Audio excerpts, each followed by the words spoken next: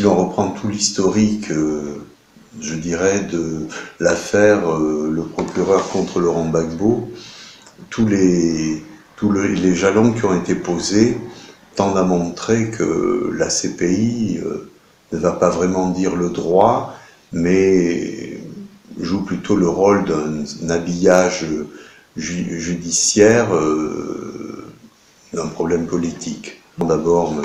Gbagbo a été conduit à La Haye dans des conditions parfaitement illégales depuis son pays. Second point, lors de la première audience de confirmation des charges, 2 juges étaient contre la confirmation des charges.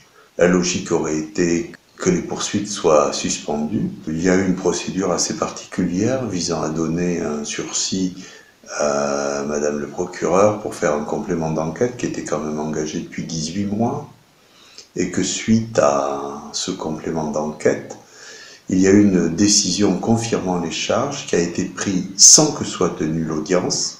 Un autre détail qui est tout à fait étrange, c'est que, alors qu'un juge allemand, une fois de plus, a été remplacé au tout dernier moment, quasiment 15 jours avant l'ouverture du procès, par un juge italien, M. Tarfusser, qui depuis a été promu à la tête de la Chambre.